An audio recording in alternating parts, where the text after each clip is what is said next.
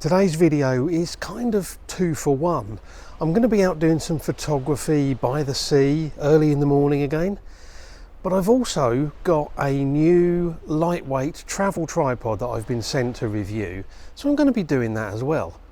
I hope you'll enjoy the video. If you do and you're new here, don't forget to hit subscribe before you go.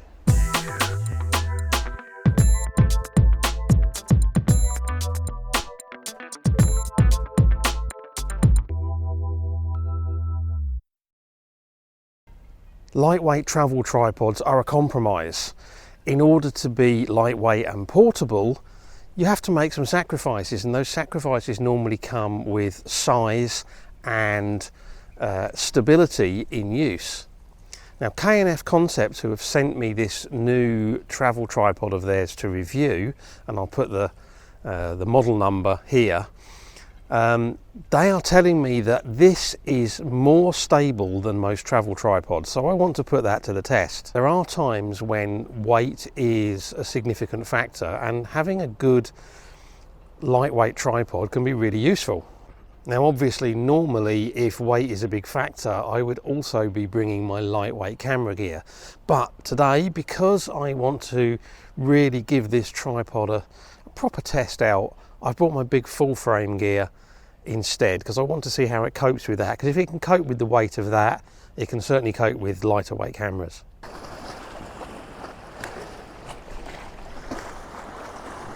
I've come out to one of my old favourite locations, Isleta del Bagnet. The last few mornings that I've been out, I've been really lucky with some gorgeous skies, but I'm not sure what's going to happen this morning. A lot of low cloud in one direction, a lot of high cloud there, but a big kind of gap. But I'm going to get set up and do a shot using this new tripod and just talk to you a little bit more about it while I'm doing it. Like most travel tripods, it's got 5 leg sections. But one of the things I noticed about this tripod as soon as I got it is the diameter of the individual leg sections is larger than most travel tripods, well, at least 2 or 3 millimeters. And that means, although 2 or 3 millimeters doesn't sound like a lot, it does mean that they're going to be less likely to flex and therefore much more stable.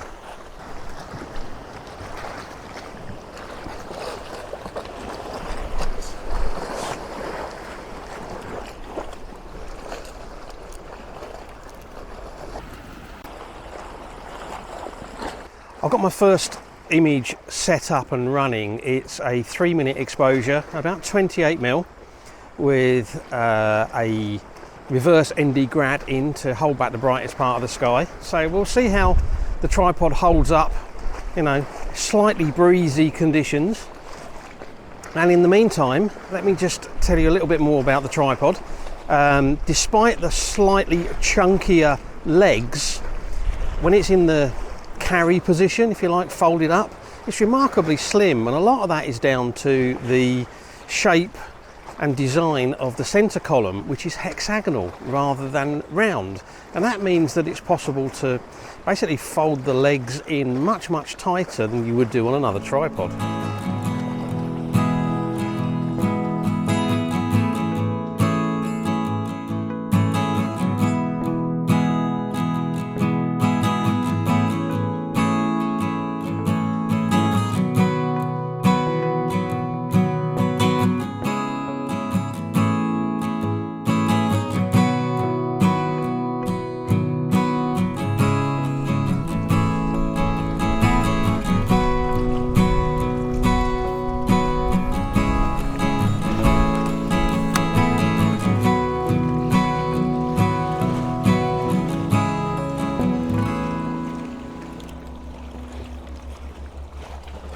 Well, that first image certainly looked sharp on the camera, so I'm hoping that the stability was okay.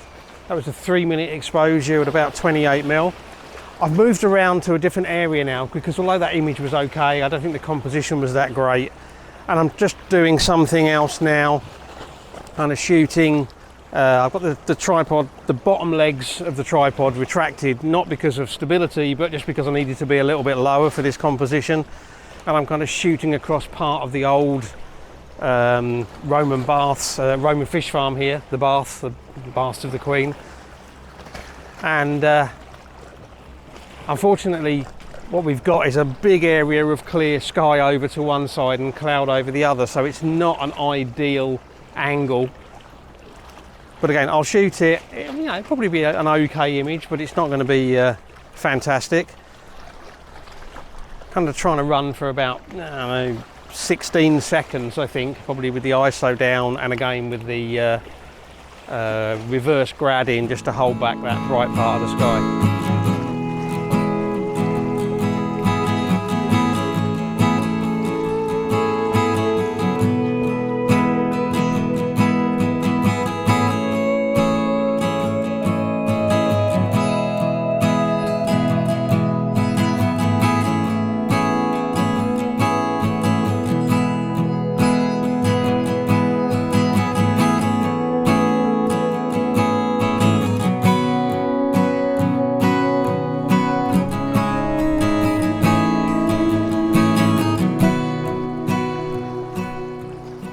There's a really nice cloud pattern over in the sky there, and I wanted to try to make something of that. I moved around to the other side of this little island, to a little kind of mini island that's there. But it still looks quite nice, and that cloud pattern creates quite a nice kind of fan shape in the sky.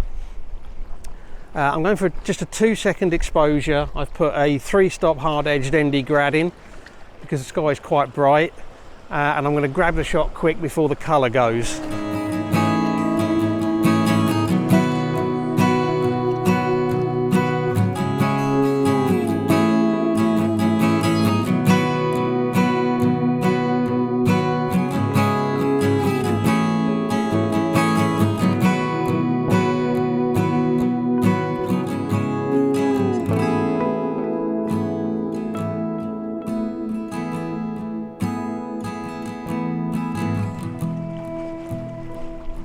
A little bit more about the tripod then.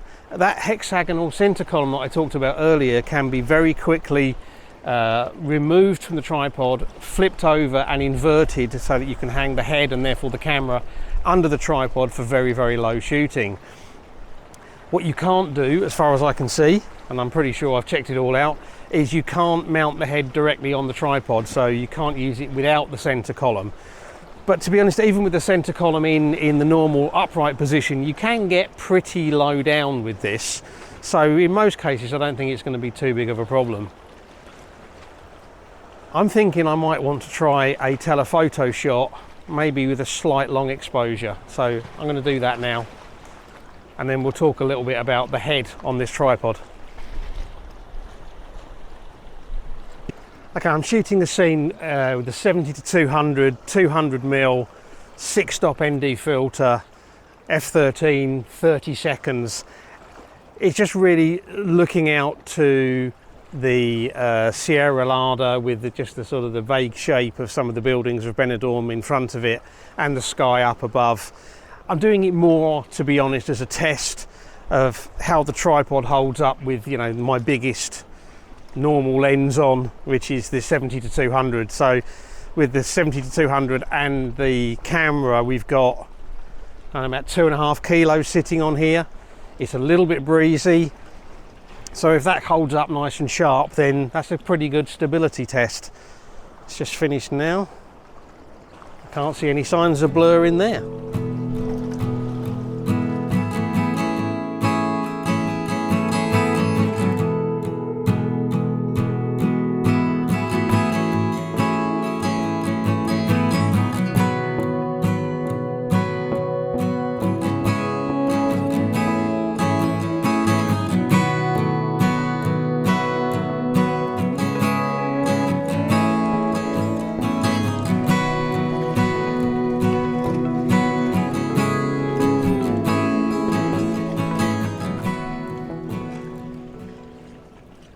Okay, the tripod comes with a ball head, and I have to say this is one of the nicest ball heads I've ever seen on a travel tripod. Instead of having a little tiny ball, it's quite large. think it's about 35mm ball. That makes it more stable, and it makes it nice and easy to do, you know, fine adjustments. It has a really nice smooth feel both to the ball movement and to the panning movement. And yeah, I think it's a really nice head actually. I'm going to do one final shot here. I've got a little rock pool in the foreground, and then I've got the sea going out and the sun, which is now a bit, actually probably a bit too high, so I might get some lens flare. But I'll do, you know, probably 3 exposures rather than using filters, because filters is only going to make the flare worse. One out on the horizon, one exposed for the shadows, one exposed for the foreground, and I'm also going to focus stack, so one on infinity and one on the rock pool.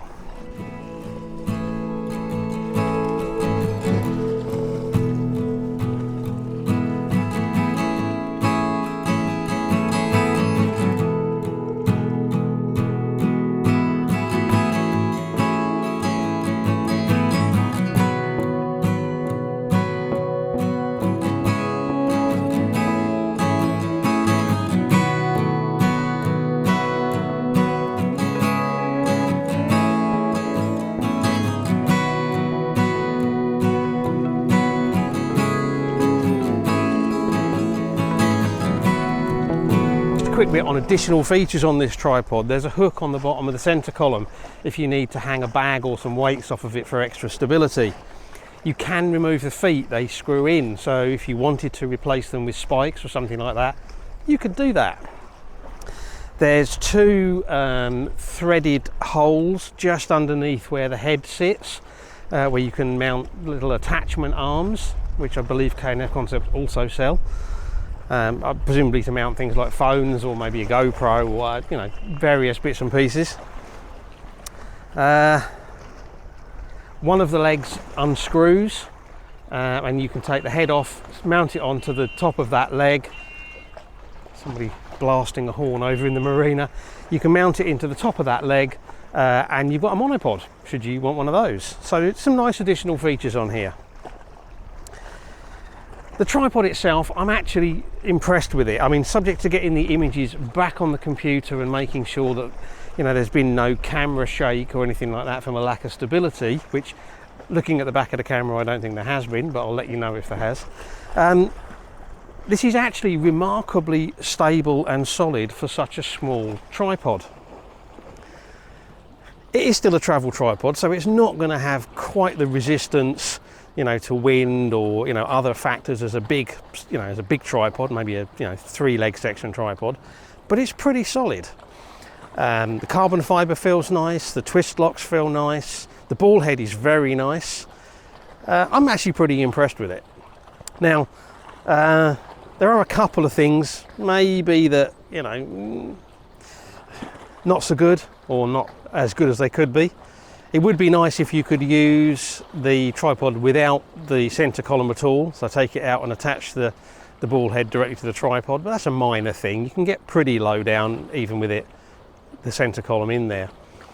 Probably the biggest niggle is the lack of a bubble level on the tripod itself. There's one on the top plate where the camera, you know, the Arca Swiss plate, which I never see the point of, because most people are shooting with digital cameras that have got artificial horizons anyway, but there isn't a bubble level on the tripod itself, which means it's difficult to level it if you want to shoot panos. That's probably the biggest niggle, but it's not a huge one, to be honest. Other than that, it's a really, really good tripod at a very good price. And on that note, K&F Concepts have told me that on the 10th and 11th of October, they've got some big discount offers on, so if you're interested in this tripod, or if you've been thinking about buying any other product from K&F Concepts, this may be a good time to get a bit of extra discount. And there's a couple of links in the video description. One is only for Spain and one is worldwide, where you can go in and buy products at a discount if you want to. As for me, I think it's time to head for home and get my coffee and breakfast. So I'm going to sign off now. I hope you've enjoyed the video. If you have, likes, shares, comments, all very much appreciated and very helpful. If you're new here and you've enjoyed this video and you want to see more of my stuff, don't forget to hit subscribe before you go. And as always, I really appreciate you taking the time to watch, so thank you very much. And until the next video, bye.